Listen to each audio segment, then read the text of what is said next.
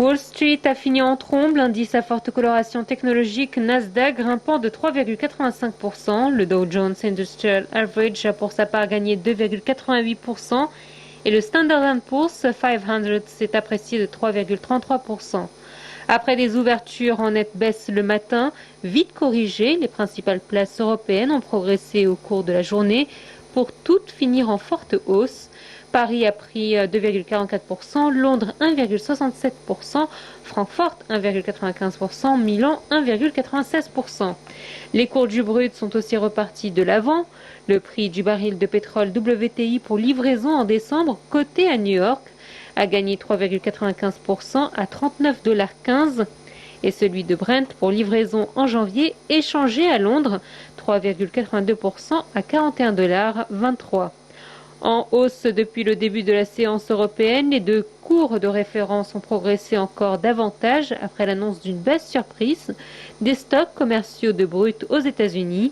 Le dollar évoluait à l'équilibre, plus 0,04% face à l'euro à 1,27 $ pour 1 euro et moins 0,07 face au yen à 104 yens 52 pour 1 dollar.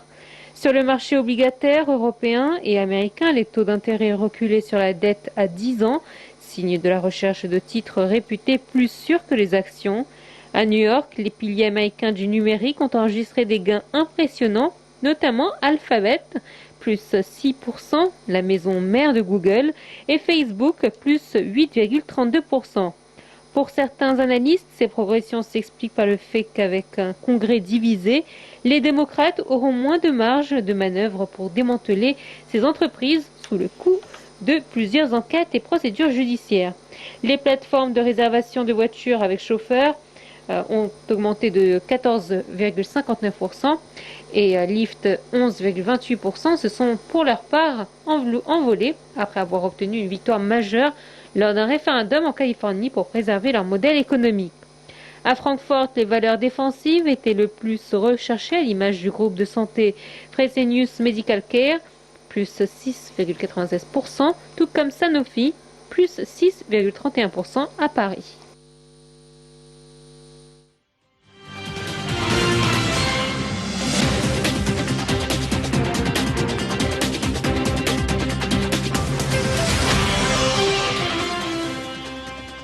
Et pour nous donner plus d'éclaircissements, nous avons le plaisir d'avoir en ligne Dr Essam Abdel-Fattah, professeur d'analyse de discours politique. Dr Essam Abdel-Fattah, bonsoir et bienvenue avec nous.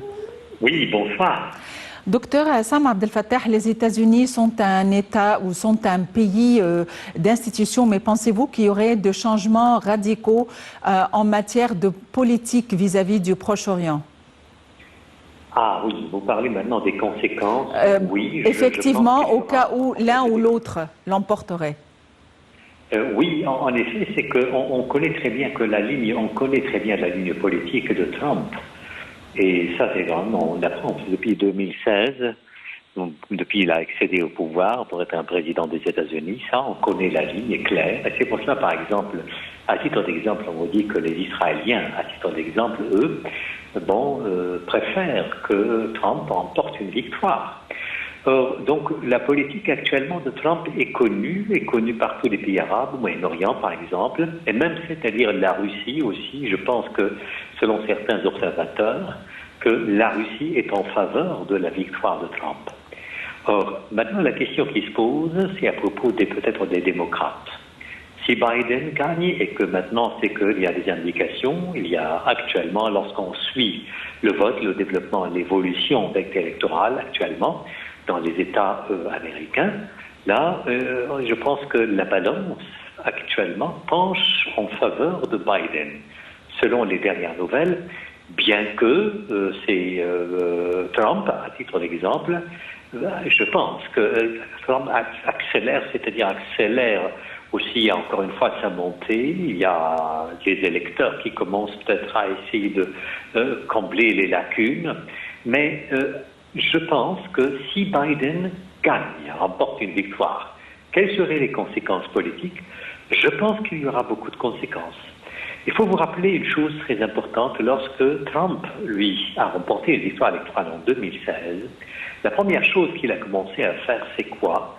c'est d'annuler ce qui a été fait par les démocrates. C'est-à-dire même, par exemple, les projets ou les politiques qui ont été adoptés par Obama. Il avait mis en cause ces politiques.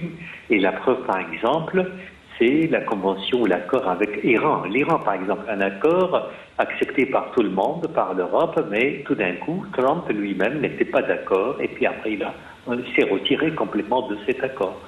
Donc, est-ce que les démocrates vont faire la même chose quand ils remportent une victoire électorale?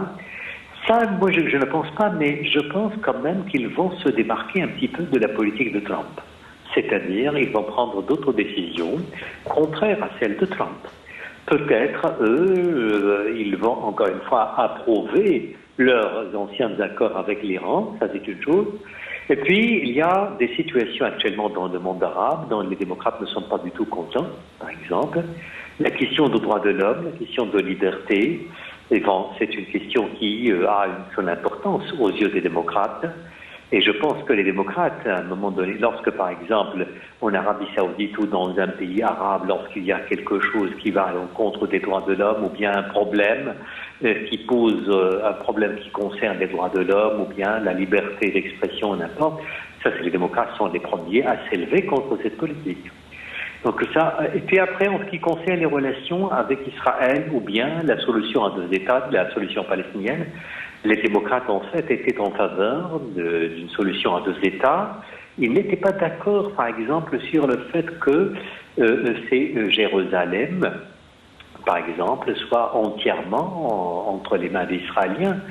Ça, c'est, vous voyez, il y a toujours des possibilités, il y a même une probabilité, je dirais, une probabilité que la politique américaine change par rapport, par exemple, à la politique trumpiste.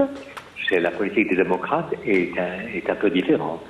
Mais je viens d'entendre aussi que si Biden a un grand intérêt à établir des ponts avec les républicains, c'est-à-dire que son objectif actuellement, c'est de faire une réconciliation avec les républicains. Il n'y a aucun empêchement qu'il nomme, par exemple, dans son camp, des figures républicaines. Oui, parce qu'il veut vraiment réaliser une réconciliation nationale. Mais tout à l'heure, nous sommes actuellement en face d'un duel maintenant un peu serré, et qu'il y a des surprises peuvent toujours surgir. Or, pour Biden, la question n'est pas très difficile parce qu'il lui reste quelques voix pour atteindre plus de 270, et ça c'est le chiffre magique qui lui permettrait maintenant d'entrer dans la Maison-Blanche. Alors que Trump, ce qui vraiment est optimiste pour Trump, c'est qu'on voit en fait que sa montée s'accélère dans un certain nombre d'États. Or, le problème majeur peut-être pour Trump, c'est le vote par correspondance, qui la majorité de votes par correspondance sont en faveur de Biden. Oui, c'est un peu bizarre que les votes par correspondance en particulier soient pour la plupart en faveur de Biden. Est-ce une coïncidence?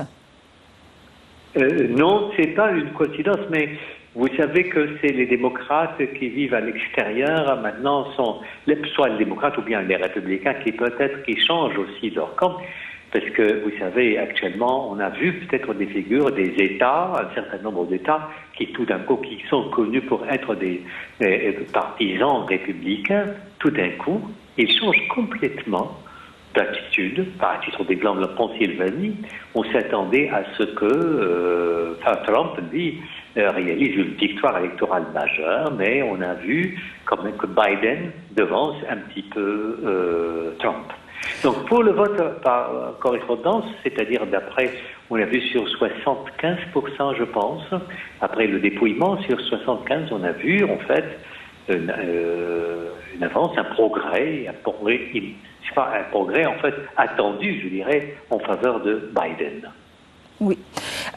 Docteur Hassam Abdel-Fattah, vous avez bien dit, il s'agit d'un duel très serré et moi, je dirais encore très agressif. Et pour la première fois, nous craignons de voir pas seulement des émeutes, mais des manifestations et une violence émergente. À votre avis, qu'est-ce qui a fait que ce duel soit aussi agressif? je pense que l'agressivité est due peut-être à la personne de Trump lui-même. Parce que Trump, avant les élections, je vous rappelle, qu'est-ce qu'il a fait? Il a nommé, comme il a président de la Cour, président de la Cour qui serait responsable justement de statuer sur les problèmes électoraux, une républicaine. Parce qu'il, enfin, tout ça a été planifié auparavant. Parce que lui, il s'attendait, je pense, à cette hypothèse, l'hypothèse de victoire électorale pour Biden. Donc ça, c'est une chose. Et puis, il y a même ce qui a fâché vraiment les démocrates. Il y a autre chose aussi. On voit actuellement, par exemple, en Géorgie, il y a des manifestations. C'est la première chose. Ou bien, la tactique, en fait, consiste à quoi? À mettre en cause le résultat ou bien le dépouillement, en accusant, par exemple, tel ou tel bureau de vote, à titre d'exemple, en disant qu'il y a une fraude, qu'il y a un trucage, ou bien une falsification des voix. Ça c'est très attendu. On a vu ça. Il y a des manifestations. Mais en même temps, on a vu aussi des manifestations en faveur de Biden. Mais peut-être dans un des États, je pense que c'est Géorgie, la justice a statué sur ce recours formé par les républicains à l'encontre des résultats. Or, on a vu tout d'un coup une décision immédiate prise par le juge. Et selon cette décision, c'est que tout s'est passé avec transparence totale. Vous voyez, c'était vraiment une victoire, encore une fois, une victoire judiciaire en faveur de Biden, mais une défaite pour Trump. Docteur Essam Abdel Fattah, vous êtes professeur d'analyse de discours politique. Merci d'avoir été avec nous aujourd'hui. Les quelques heures qui viennent vont trancher l'affaire et si Donald Trump porte plainte finalement au cas où il perdrait, porte plainte à la justice, eh bien les résultats vont être suspendus pour à peu près 2 semaines en attendant de voir la décision de la Cour. Donc on sera tout près de vous pour faire le point. Merci de nous avoir suivis. Très bonne fin de soirée à tous et à la prochaine.